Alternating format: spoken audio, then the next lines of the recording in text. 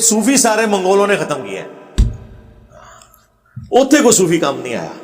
جدو منگول چڑھے نا، وہ اللہ کا عذاب بن کے نازل ہوئے نا ان کے اوپر، اور یہ اللہ کا عذاب اتنا سخت ہوتا ہے کہ اس وقت کوئی بزرگ بابا کام نہیں آتا، حتیٰ کہ اللہ تعالیٰ جو عذاب مسلط کرنے والے کافر ہیں نا، انہیں اپنی طرف منسوب کر لیتا ہے۔ میرے اوپر نا کسی نے اعتراض کیا کہ جی یہ اپنے جاہلیت کے نسب پہ فخر کر رہا ہے،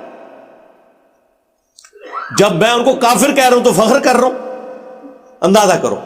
اس کے بعد میں اپنے بارے میں کہہ رہا ہوں کہ کعبے کو مل کے پاسباں صنم خانے سے ہم نے اسلام قبول کر لیا، تو اب ہم اسلام کی خدمت کریں گے اور علمی قتل کریں گے آپ کے بابوں کا۔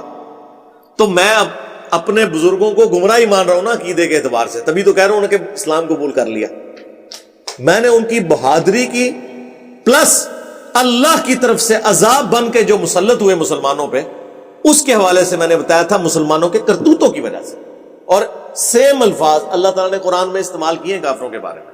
سورہ بنی اسرائیل جو ہے نا، پارہ نمبر 15، اس کے سٹارٹ میں سابقہ امت مسلمہ بنی اسرائیل، جس میں ہزاروں پیغمبر آئے، 3 کتابیں آئیں، تورات، زبور، انجیل،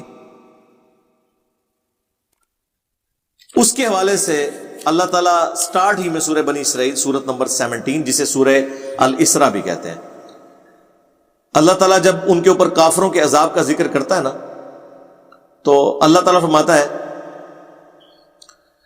کہ ہم نے بنی اسرائیل کی تقدیر میں یہ چیز لکھ دی تھی کہ 2 عروج ان پہ آئیں گے اور 2 زوال آئیں گے ان کے اپنے کرتوتوں کی وجہ سے۔ تو پہلا عروج جب انہیں ملا، اس کے بعد جب ان کے اوپر زوال آیا، اس زوال کا ذکر اللہ تعالیٰ فرما رہا ہے، جو اللہ تعالیٰ نے رومنز کے ذریعے پٹوائی کروائی ان کی۔ فَإِذَا جَاءَ وَعْدُ أُولَاهُمَا، جب پہلے وعدے کا وقت آیا کہ ان کی غلط حرکتوں کی وجہ سے اللہ کا عذاب ان پر مسلط ہونا تھا، بَعَثْنَا عَلَيْكُمْ عِبَادًا لَنَا أُولِي بَأْسٍ شَدِيدٍ، تو ہم نے اپنے شدید لڑائی لڑنے والے بندے ان کے اوپر مسلط کر دیے۔ تو یہ جو مسلط ہوئے تھے، یہ کوئی صوفی بزرگ مسلط نہیں ہوئے تھے، رومنز، کافر، بت پرستوں کو اللہ نے کہا ہمارے بندے مسلط ہوئے۔ کس کے اوپر؟ مسلمانوں کے اوپر۔ تو سرکار جب منگول مسلط ہوئے تھے نا مسلمانوں پہ ان کی حرکتوں کے سبب، وہ اللہ کے بندے بن کے مسلط ہوئے تھے، کیونکہ اللہ کے عذاب کی ایگزیکیوشن کبھی فرشتوں کے ذریعے ہوتی ہے، کبھی چنگھاڑ کے ذریعے، کبھی طوفان کے ذریعے، کبھی آسمان سے پتھروں کی بارش کے ذریعے، اور کبھی کافروں کے ہاتھوں پٹوائی کروا کے۔ تو اللہ نے کہا کہ ہم نے اپنے لڑائی لڑنے والے بندے ان پر مسلط کر دیے۔ فجاسو خلال الدیار، تو وہ پھر داخل ہو گئے بیت المقدس کے اندر، ان کے شہروں کے اندر، وکان وعدا مفعولا، اور اللہ تعالیٰ نے جو وعدہ کیا تھا وہ پورا ہو گیا۔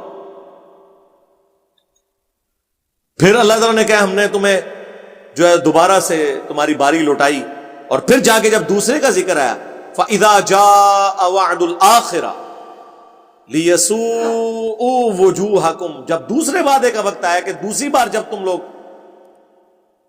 حق کا راستہ چھوڑ کر باطل کے راستے پہ آئے، تو پھر جب ہم نے ان کو مسلط کیا تو وہ ہم نے تم پر مسلط کیے کہ تمہارے چہروں کو بگاڑ دے۔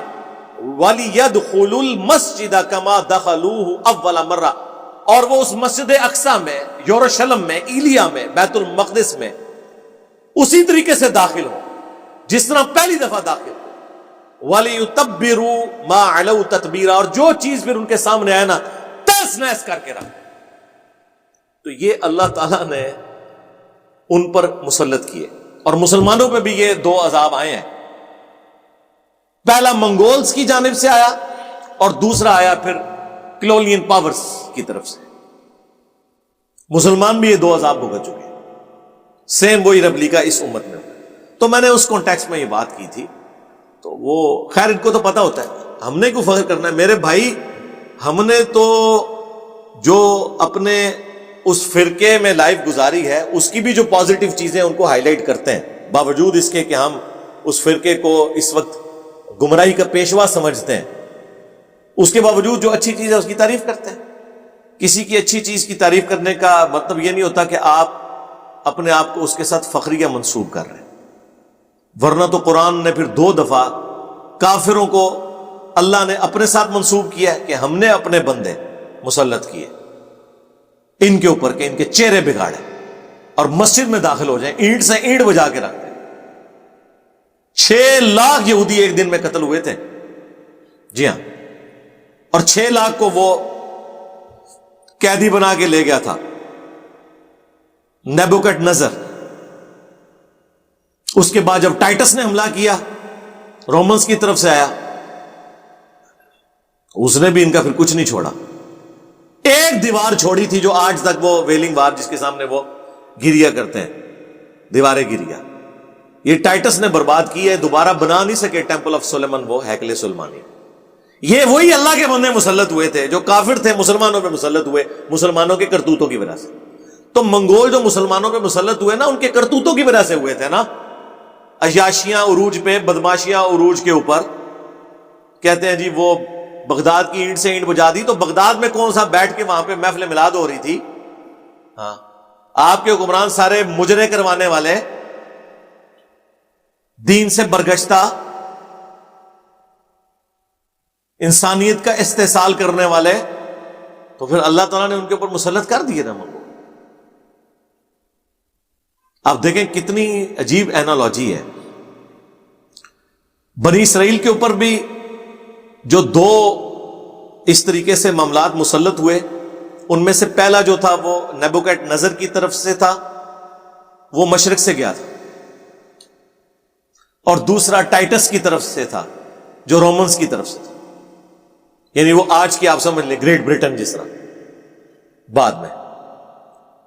اور مسلمانوں میں بھی اسی ترتیب سے عذاب آیا۔ پہلا عذاب منگولوں کی طرف سے، منگول بھی مشرق سے مسلط ہوئے، یہ یہاں سے چائنا والی سائڈ سے گئے، اور دوسرا عذاب مسلمانوں پہ بھی مغرب کی جانب سے آیا، کلونیل پاورز کا۔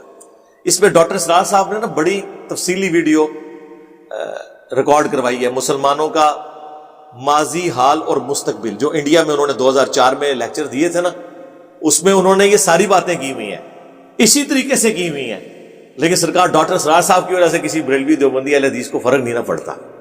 ہاں، کیونکہ وہ اگر بریلوی ہے تو اچھا بریلوی رہے گا، اگر دیوبندی ہے تو اچھا دیوبندی رہے گا، اور اگر تارج میر صاحب کے لیکچر سن رہا ہے تو پھر تو اس سے بھی آگے کی بات ہے کہ ایک ہندو ہے تو اچھا ہندو ہی رہے گا۔ ہاں، عقیدے میں کوئی فرق نہیں پڑے گا، بس ایک سننے کا ٹیسٹ ہے، وہ اویل کریں گے۔ لیکن انجینئر صاحب کی وجہ سے تو ان کی امپائرز اکھڑ گئی نا، ان کے اوپر عذاب الہی بن گیا نا، کہ ان کو فرق اس وقت پڑتا ہے جب ان کو لوگ چھوڑ دیں۔ اس لیے وہ ساری باتیں جو دوسرے کرتے ہیں کوئی فرق نہیں پڑتا، جب ہم کرتے ہیں تو وہ ان کے اوپر عذاب کا کوڑا بن کے نازل ہوتی ہے۔ تو میں اس پروپیگنڈے سے کبھی گھبراتا نہیں ہوں۔ میں نے ان کو کہا کہ جتنا مجھے چھیڑیں گے، آپ کی کامیابی صرف اس صورت میں ہے کہ اگر آپ کے مسلک کا جنازہ آندہ 30 سالوں میں نکلنا ہے نا، تو مجھے چھیڑنا چھوڑ دیں تو یہ 35 سال میں نکلے گا، لیکن اگر مجھے چھیڑیں گے نا تو یہ 30 سے 10 ہی رہ جائیں گے پھر پیچھے، کیونکہ میں تو پھر اس طرح ہی ریئیکٹ کروں گا۔ آپ کو پتہ ہے جب بھی کوئی بات کرتا ہے تو پھر میں کہنا آواں، پھر میں دساں۔ میں کوئی غامدی صاحب کی طرح نہیں ہوں کہ میں ملک چھوڑ کے تو دوسری جگہ جا کے بیٹھ جاؤں گا اور ان ٹاپکس کو ایڈریس کرنا چھوڑ دوں گا، نہیں۔ آپ جتنا چھیڑیں گے، کیونکہ میں نے تو طے کر دیا کہ میں 302 چلتی پھرتی، ظاہر ہے جب میں نے اپنے لیے طے کر لیا تو پھر تو جتنا بھی اللہ مجھے وقت دے گا تو میں تہاڈی منجی ٹھوک کے جانا ہے، ایسے نہیں رکھو، ویسے تو ٹھوک دیتی ہے اللہ کے فضل۔ ٹھیک ہے جی۔